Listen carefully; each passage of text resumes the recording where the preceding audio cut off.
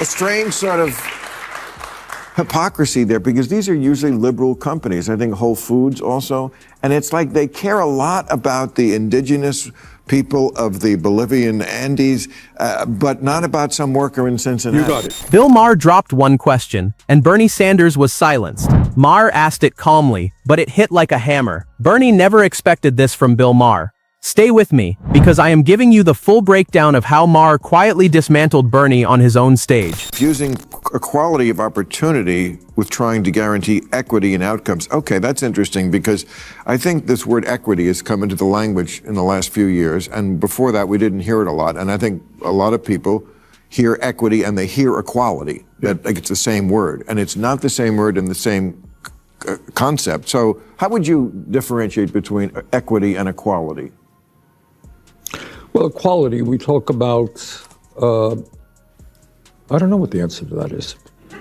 Come to think of it, equality is equality of opportunity. All right? We live in a society, we want all people to have whatever color your skin is. Equity, I think, is more guarantee of outcome, is it not? I think so. I think that's okay. So which side do you come down on? Equality. Equality. Yeah. Okay. Right. That right there is the tell. Bernie has built his entire brand on the word equity, but the second Maher asks him to define it, he freezes and runs straight back to equality. Listen carefully to what I'm about to say. Equality and equity are not the same word, and Bernie knows it. Equality is the principle every voter already accepts. Equity is where the conversation slides into managed outcomes and chosen winners. The whole movement leans on a word its own leader will not defend on camera. Okay, so I just want to read you this. And again, this is against why people sometimes, I think, question some of what you're saying. This is a survey, student loan forgiveness recipients. 73% of applicants say they are likely to spend their extra money on non-essential, including vacations, smartphone, drugs, and alcohol. They admitted that to the pollster. Who is this pollster? NBC News. 52% they are very likely to buy new clothing. 46% they would use the money for vacation and eat out at restaurants. This is why people have a thing about, I would never call it free money. Oh, I guess I just did, but... Here's what I want you to understand. Maher is not buying the saintly packaging, wipe out student debt, and the freed up money does not march into productivity. It walks into vacations, clubs, weekend trips. Maher names it on air. Bernie has no answer. Slap a moral label on a check and suddenly nobody is allowed to question it. That is the trick. And Maher just pulled the label off in real time. Back to your other question. I think Democrats have a very difficult time if all they're talking about is raising taxes and spending more money. I just think that may get around a boost from this audience, but it's not going to win you those states that you put up on the board. Well, it's not Bob, when you talk about raising taxes, the question is on whom are we raising the taxes? I don't disagree with that. I do think we should be raising taxes on billionaires and dealing with income and wealth inequality and be proud of that. If it works, Bernie, I don't disagree. Now we hit the political weakness. Let me put it to you straight. You do not flip Pennsylvania by screaming raise taxes. You do not flip Wisconsin by chanting tax the billionaires. Bernie's reflex is the same in every interview, every decade. Tax the rich, spend more, repeat. That is a chant on loop, and chants do not win swing states. Anger without a plan is just noise wearing a moral costume. Okay. I don't think most Americans realize they're already socialists. In certain respects, okay. Let's start off with what it is not what we want to change. We want to deal with the grotesque level of income and wealth inequality in America. Very few people think it is acceptable or moral that the top 0.1% owns almost as much wealth as the bottom 90%. Mark my words when I say this. Inequality is real, but outrage is not policy. Bernie wants you to believe that because the gap is obscene, every redistribution scheme he writes must be correct. That is not logic. That is emotional blackmail dressed up as economics. Outrage is a feeling, policy is math, and the gap between the two is where Bernie keeps getting caught with no spreadsheet in his hand. Get all people, it would cost a lot of money. That's true. But what they forget to tell you is it would be much more cost effective than the dysfunctional system we have right now, which is the most expensive per capita on earth. But it couldn't even work in your home state of Vermont. They were going to institute it, and the governor said, it's going to cost too much money. We just can't do it. It would be the entire budget. No, well, that's true. Well, I'm not the governor of the state of Vermont. I'm the senator from the state of Vermont. But he looked at the budget. Then the question is, Bill, you tell me, why is it that every other major country on earth, I will tell you why. Yeah. Because they control both ends of it. If you're saying that the government is going to pick up the tab, but not make the insurance companies, the hospitals, and the doctors not gouge people, Right. then we are. I want you to think about this for a moment. Maher presses the part Bernie always skips. Cost, control, execution. Single payer will cost a lot but work better. That is the entire pitch. Huge promise up front. Hard math later. Always later. The receipts arrive after the applause, after the vote, after Bernie has already walked off to sell the next revolution. That healthcare should be a right of all people. Okay, but you want to increase Social Security. Yes, and Right. you know how we do that? We pay for it. Right. We say that somebody who's making 10 million should not end up paying the same amount as somebody making 118,000. Lift Right. the cap. Okay. We can extend and expand Social Security. Okay, you also want free college. You That's also- right. Well, stop one. We do not free college. Free public college. Right. Free tuition in public colleges and universities. You know how we pay for that? Through a tax on Wall Street speculation. Okay. Now lift the cap. Tax Wall Street. Close the loopholes. Hit the top 1%. Sounds clean. Sounds surgical. Sounds like nobody you know will feel a thing. Painless justice, paid for by people you will never meet. You're somewhere in the middle of the economy, about $500. But you know what we're going to do for healthcare? We're going to reduce your healthcare cost by $5,000. So you're going to pay a little bit more in taxes, but you're no longer going to have to pay private health insurance premiums. Now, I've been criticized for this, but I believe that healthcare is a right of all people, that we should not have these deductibles and co-payments. We should not be paying the highest prices in the world for prescription drugs. And our Medicare for All program will guarantee comprehensive care to all people and save middle-class families. And there it is. The honest part finally slips out. Middle-class taxes go up. Bernie softens it by saying health costs go down. Trust the swap. Notice the pivot. We just moved from only the rich will pay to you will pay too, but please trust us. That is the line his supporters hide until the bill is already signed. Yes, we will raise taxes. Yes, we will. But also let us be clear, Chris, because there's a little bit of disingenuity out there. We may raise taxes, but we are also going to eliminate private health insurance premiums for individuals and for business.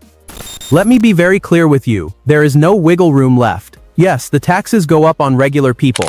The clean class war branding just died on Maher's couch. Once the slogan walks into adult conversation, somebody outside the billionaire bracket always ends up on the invoice. Every time. Taxes on the top, he raised taxes on the top 1 or 2%. And you know what?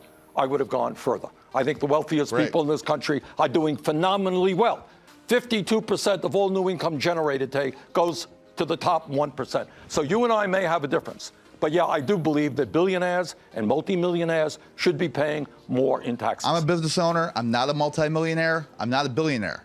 Okay? I mean, you haven't... This clip blows up the cartoon economy. In Bernie's world, every tax fight is a rich monster versus a helpless worker. Then a small business owner walks into the frame and says, I am not rich and I am still getting hit. The script shatters. That owner is not a villain. He is not a victim. He is a fact Bernie cannot rhyme away. What is the Democratic message? The Democratic message is that we need a government that represents working families, not billionaires. An agenda that says that health care is a right, not a privilege. An agenda that speaks to the young people and says that we should make public colleges. Now let me tell you something. Bernie sounds bulletproof when he says government should represent working families, not billionaires. Nobody on earth argues with that sentence. That is the trap. Behind that clean line sits bigger bureaucracy, more transfers, more agencies, more promises that Washington will somehow target only the right people and waste none of the money. That faith is doing all the heavy lifting, and history says that faith is misplaced. And let me just mention, if I might, Bill, I'm here in LA today. Tomorrow, you know where I'll be? I'll be with workers in Disneyland who are working for one of the largest corporations in America that gave their CEO a $400 million compensation package, but are paying their workers starvation wages. And I'm going to stand with those workers. The billionaire script works because it hands Bernie a perfect villain and a guaranteed applause line. one grotesque CEO payout, one yacht, one tax dodge headline, and the room is his. Fair hit. But one disgusting example does not validate an entire system of redistribution. Outrage exposes abuse. Outrage does not build policy. Bernie keeps confusing the two on purpose. But no, here's what the argument is. The argument is it is outrageous. What they are saying to the people of California is it doesn't matter to us. We're billionaires, and we're getting richer and richer. And if children die because they can't get to a doctor, tough luck. We have the power, California. And we are going to punish you. Now, they lie a lot, these guys. When Mamdani was running for mayor in New York City, you may recall everybody, all the rich guys were going to leave. It didn't happen. Now, whether they do or not, I don't know. Who knows?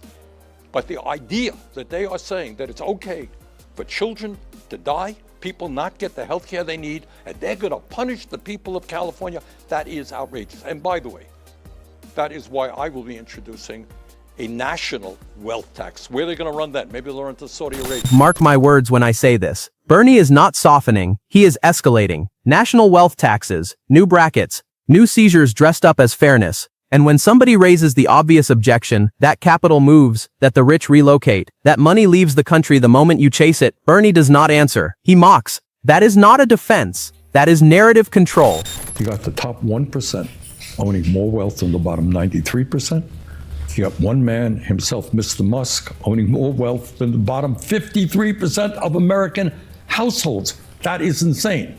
And the billionaire class under Trump is doing phenomenally well. They can keep track of all the billions more that they are earning. Meanwhile, as a result of Trump's big, beautiful bill, 15 million Americans were thrown off the health care that they have, Medicaid, mostly Affordable Care Act, in order to give $1 trillion in tax breaks to the 1%. People who have never, ever had it so good. So yes, I think what the unions here in California are doing is exactly right. They're saying to the billionaires, start paying your fair share of taxes so that 3 million people in California can get health care. But as you mentioned, this is a California initiative. Why are you here? Same formula on repeat. Massive inequality numbers, moral fury at full volume, a promise that taxing billionaires will magically rescue healthcare. Clean villain, clean victim, clean story. But look at what stays off the screen. Waste, bureaucracy, leakage. The brutal possibility that government takes the cash and still delivers garbage. How do you sell the same system as the cure when it already wastes what it has? But here's the truth. You're not going to get health care to these people by threatening to tax and eat the rich. You raise billionaires' taxes, they just leave the state. Or they leave the country. Or in some cases, the planet.